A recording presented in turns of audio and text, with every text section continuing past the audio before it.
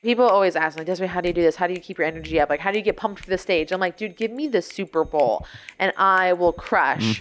But you leave me alone in my house too long and I am just like drained and sad. We're all about turning a crappy situation into something positive. $250,000 of credit card I debt. still remember the day when no one turned up. Throw it in the garbage and start from scratch. I could give myself a chance, so I started something. I mean, I think that counts as from poop to gold. Our sponsor for this episode is our 14-day video script challenge. Yes, we are sponsoring our own show. Yes, we are. Welcome back, everyone, to From Poop to Gold. I'm Daniel Harmon, Chief Creative Officer at Harmon Brothers. My guest today is Desiree Martinez. Welcome. Thanks for having me. I'm excited to be here. Super excited to have you. So Desiree has a YouTube channel, as well as a marketing agency. Yep. AllinOneSocialMedia.com. Yep, you're on a roll. Keep it going. Keep it going. All the facts are correct. Well, tell us a little bit about AllinOneSocialMedia.com, why you created it, what you do with it. Yeah, so my husband is in the Air Force. He's actually on his way out, and so our time in the military is just about over. But we got stationed in this really remote town as our first duty station in Texas. And it was one of those like really great, like small towns, but it was one of those towns that was very much fueled by military. And so people knew military people tend to come in and out. And you also have the added benefit, disbenefit, like whatever that like word is, where people, the mission comes first. And like, while that is a military driven thing, that applies to us military families and spouses as well. So the town didn't hire military spouses. And like, I'm not just talking like about bigger jobs like teachers or assistants or local jobs. Like you're talking fast food and retail jobs. They're like, I just want to work and make some extra money for my family. And like, it wasn't happening. And so I just saw this like really distraught community that I was being a part of. And I had been doing social media marketing for the time for quite a few years, helping other businesses with growing their presence. And I was like, I bet I can teach military spouses how to do this and then hire them to do the work. And so All-in-One Social Media was born. And so All-in-One Social Media helps you grow your business through content creation and do-it-for-you services while putting military spouses to work anywhere that they're stationed around the world. And that's what we focus on doing. And we've given, dozens of women not only a trade that they can take with them. And a lot of people have like left me to go work for bigger companies and things like that. But they're also able to supplement their family's income anywhere they're stationed around the world.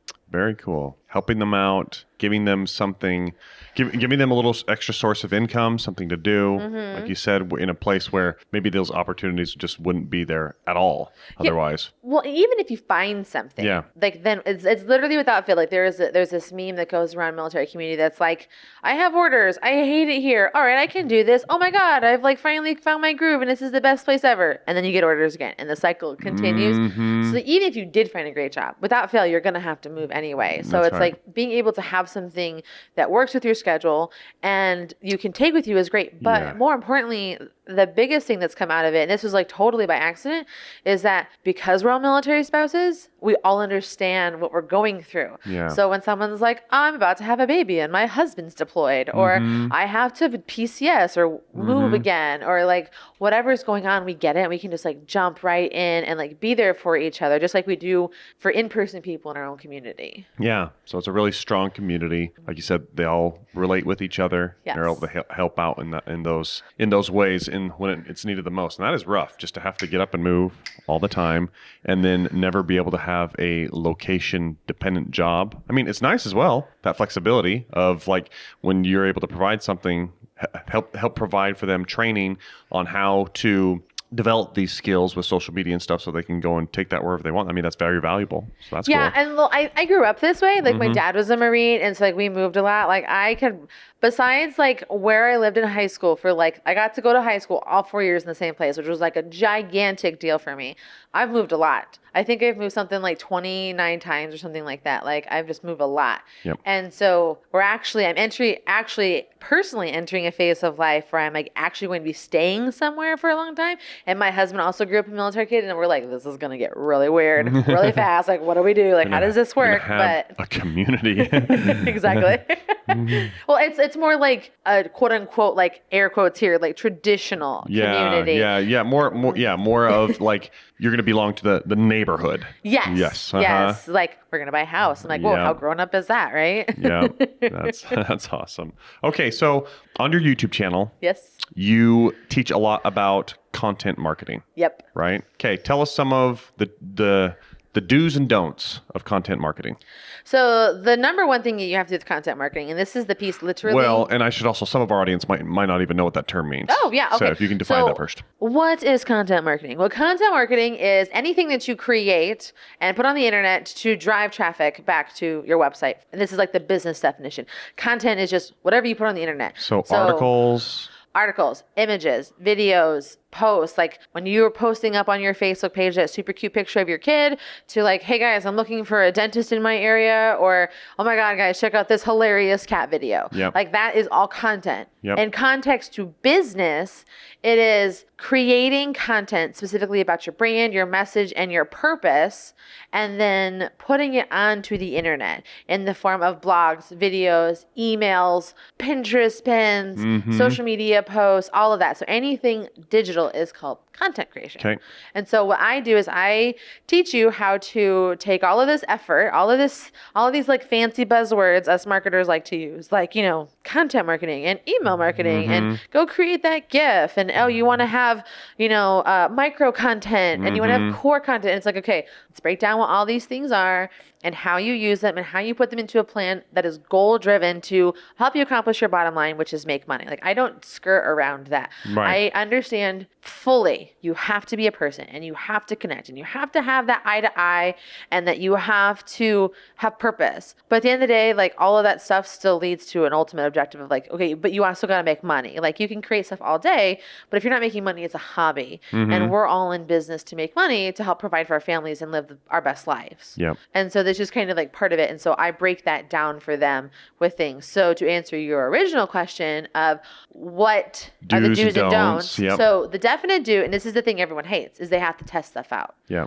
Like you have to figure out, like there's a guru. Like we're recording this here at Vid Summit. There is a guru in every room telling you have to do this thing.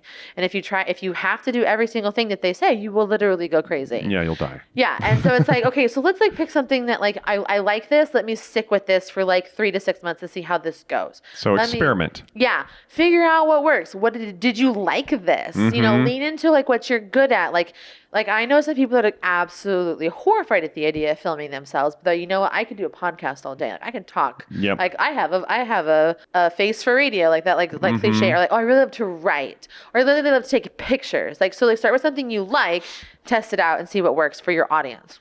And then you have to keep building upon it. And the thing that people don't like is that it cannot work.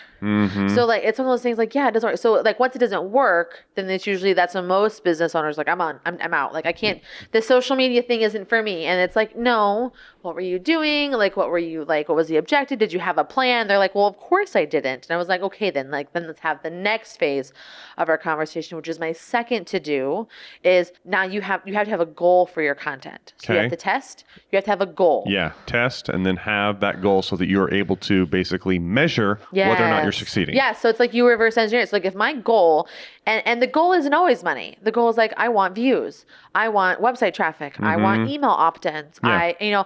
I want to go viral, like whatever the objectives are. I want brand awareness. You identify the goal from your piece of content that you're creating, and then work towards that in your content. And then the third thing is that you have to do is you have to create. So it's like, okay, I have this goal. I have what I've identified I want to test. I have my goal. And then next thing that I want to do is you have to create the content for it based on the goal. So I like to do things in month chunks because I work with smaller businesses. So I do things, let's look at the whole month. So like, let's look at the month of November. What's happening in your industry in the month of November? Okay, my goal is I want to get 100 hits to my website by the end of November, and then I want to convert a quarter of them to a sale, whether it's through email or phone call. Seems fairly reasonable. Okay, so how do I do that?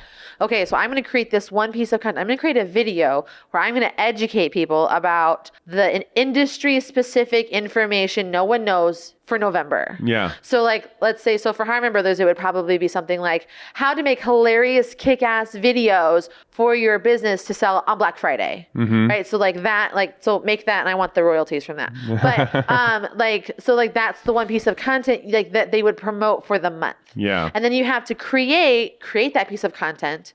And then the fourth step is like, then you have to do the support. Yep. And so then you have to create the content. Like, okay, so I've created this one awesome piece of content. How do I support this? Yeah. And that's when you do your emails. That's when you do your blogs. That's when you do your micro content, your social posts, and you make other people share it and all of that kind of stuff. And that drives the traffic to your website. And then the fifth thing is measuring and analyzing. Yeah. The fifth thing is like, okay, so we did this effort.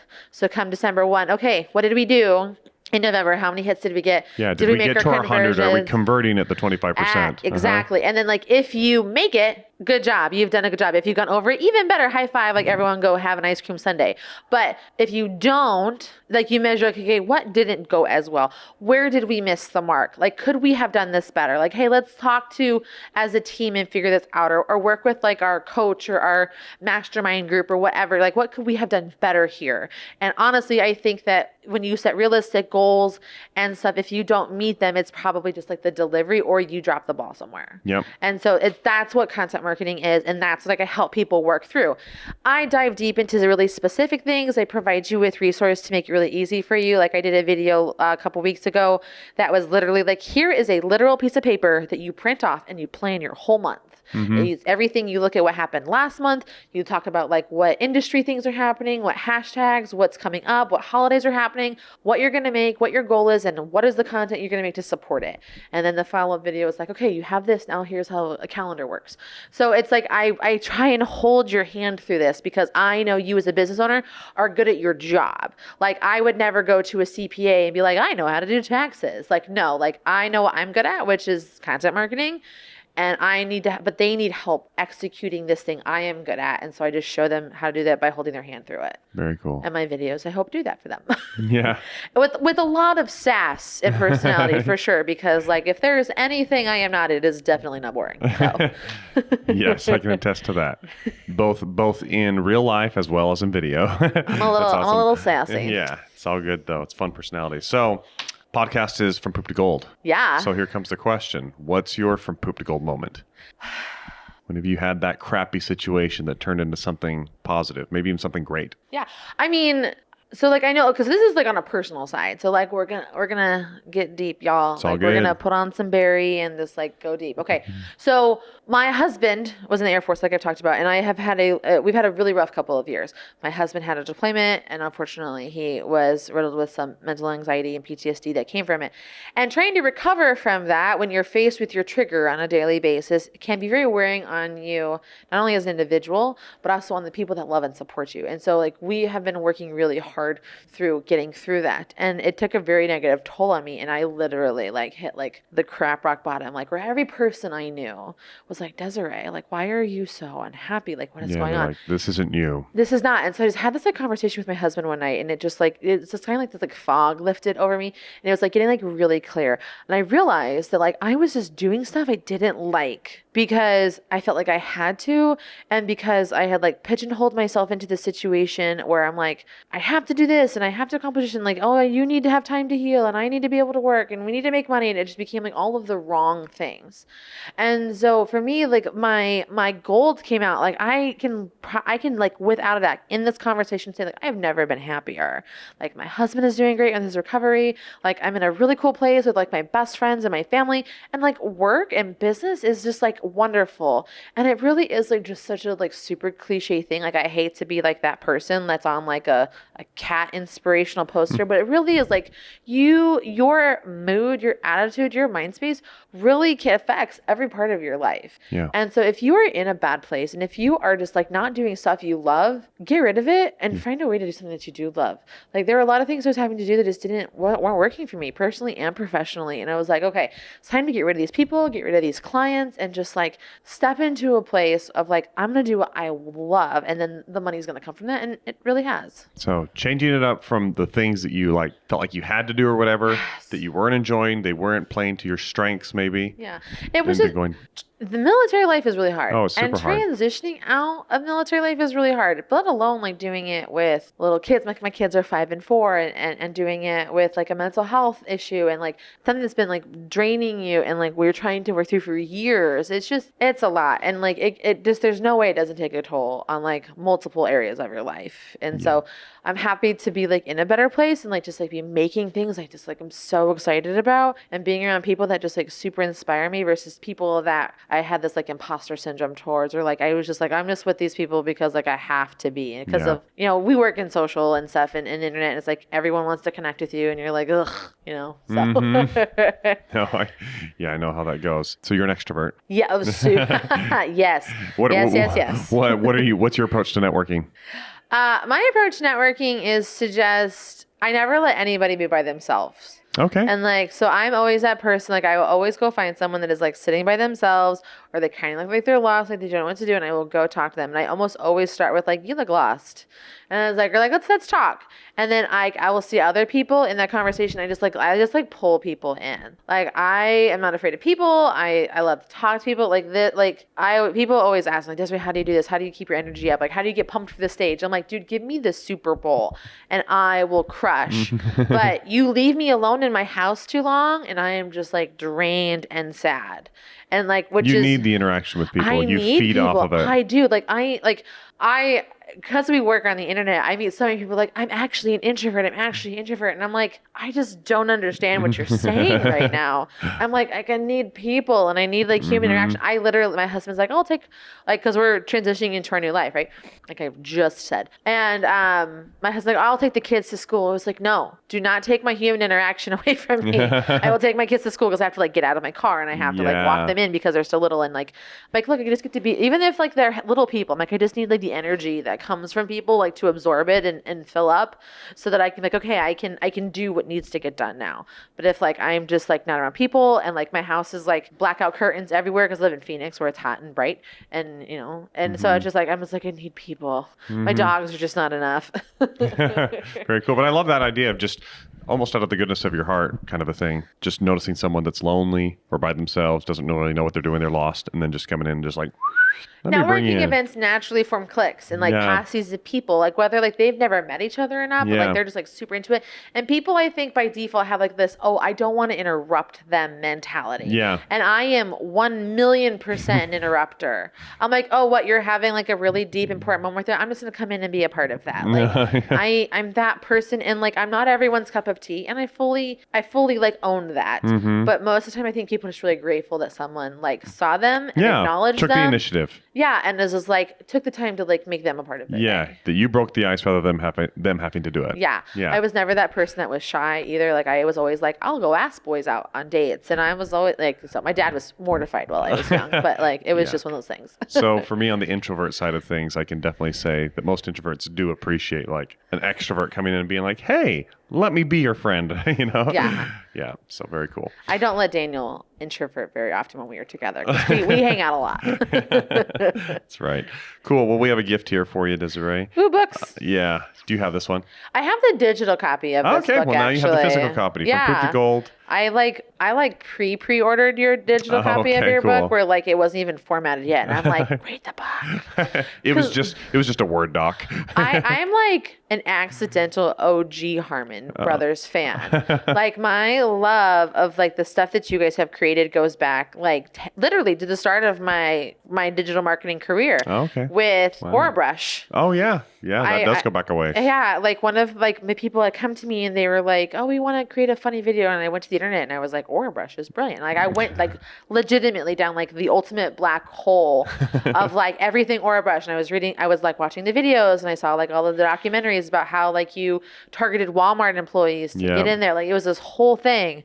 And then when I read the book and I saw that you guys had made it, I was like, no way! Like it's now the connection makes sense. I was like, I am legitimately like OG. Like I'm like, you know, like I get to have that. And I was always like with it for a long time. So That's I appreciate what pretty you've awesome. done. Like you're a big part of pop culture, whether you realize it or not. So Well, thank you. Yeah, it's sometimes some of those campaigns have transcended, and it is really cool to see. And it's interesting upon reflection. One of our writers, we have a couple of our writers that were actually very much on the path to be doctors, meaning on the path their parents really wanted them to be doctors, and they ended up being, you know, comedy writers. And they say that in writing for our ads, they've actually been able to help more people with like health and wellness than they would have ever as a doctor between the squatty potty and like people having a good sleep at night with the purple and having like their body odor problems taken care of with Lumi and all this kind of stuff. I'm a new Lumi convert. Like I can like because I hang out with Emily, the project manager for you guys, and she was like, she saw my deodorant on the thing. She's like, oh, you have Lumi? I was like, yeah, and like here's like my really gross, disgusting problem, and like now I don't have it anymore. Thanks, random product. Thanks, awesome. Internet and funny videos. Awesome. Well, thanks for joining us. Where should people find you? Where do you want them to look you up? Best place to go is on YouTube. Just look up Desiree Martinez, Desiree Martinez, Martinez. I'm there drinking my like teacup, and you can get all of your content marketing dreams come true. Yeah. Awesome. Okay. Thank you so much. And thank you everyone for joining us on this podcast. Remember to subscribe so that you can get more of this great content, and we'll see you on the next one. As entrepreneurs and small businesses, we all kind of reach that point where we know we've created something awesome and we want to share it with the world, right? Mm-hmm. And it's that very next step that can oftentimes be really intimidating or really scary, or you just don't know where to go next, right? And the beautiful thing about this 14-day script challenge is you get your hand held from, okay, you have this cool product, now let's go research and find the exact way to present it and message it to the world in a way that resonates and gets people excited and they're ready to swipe their credit card and purchase. And in the 14-day script challenge, you get the opportunity to go through that step by step with our writers who have done it dozens and dozens of times. You actually watch us go through each of the steps ourselves and create it with a real client, a real product, and it's a real campaign that's out there that's been very successful. That's right. And the feedback that we've had on this thing has just been phenomenal. I mean, we get comment after comment and emails flowing in from people all over the world who have just raved about the impact that this has had on their business. People tell us over and over again, it is just a huge value punch for the investment for this 14-day script challenge, and really gave them the tool set they needed to walk through it and make it happen. And we've had dozens of students who have successfully taken the challenge, written their script, launched their ad campaigns, and driven success for their business. It's pretty amazing. For more information, go to hbros.co/script. That's hbros.co/script.